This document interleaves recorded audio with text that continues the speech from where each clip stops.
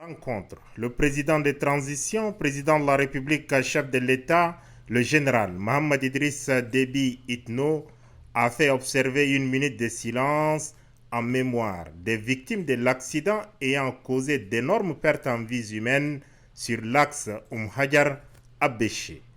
Ils sont 220 chefs de partis politiques à faire le déplacement du palais Toumaï ce vendredi 27 janvier pour suivre la communication du chef de l'État, garant de la paix, de la stabilité sociale et politique.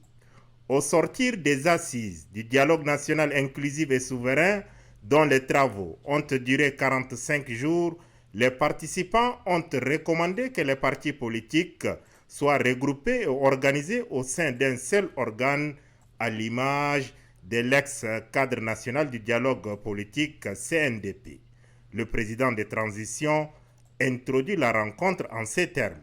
En votre qualité d'acteur majeur ayant activement participé au dialogue national inclusif et souverain, vous êtes le dépositaire de ce cahier des charges qui traduit les aspirations profondes du peuple tchadien à la paix, à la justice sociale, au vivre ensemble, à la démocratie et au développement.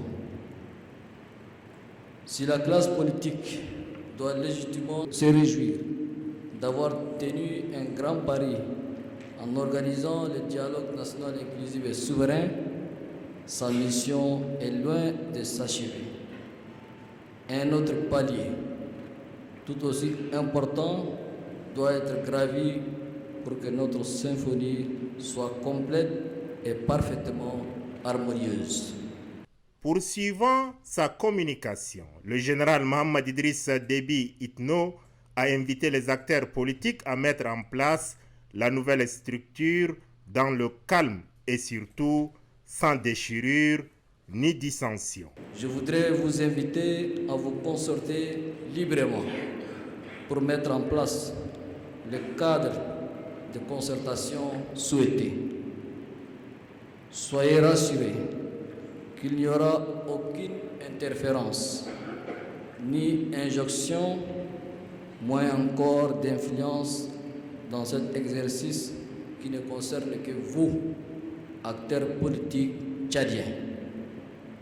Il vous incombe de définir ce cadre de dialogue politique, sa composition, son organisation et sa dénomination. L'essentiel, c'est de privilégier une approche organisationnelle qui rime avec dynamisme, efficacité et efficience. De tout ce qui précède, le président de transition a invité les présidents et secrétaires généraux des partis politiques à faire œuvre utile. Notre pays, qui a connu des ères sombres de son histoire, durant de nombreuses décennies, a failli basculer à cause des individus motivés simplement par des intérêts égoïstes et personnels. L'inclusion, qui a été la règle d'or des assises nationales de la refondation, doit se faire dans le strict respect des principes et règles du jeu démocratique. C'est dans cet esprit que le gouvernement a autorisé que les partis suspendus d'activité après le malheureux événement du 20 octobre reprennent leur fonctionnement normal. La balle est désormais dans le camp des acteurs politiques, toute obédience confondue. Ils doivent réfléchir vite et bien pour mettre en place la nouvelle structure devant agir en leur nom.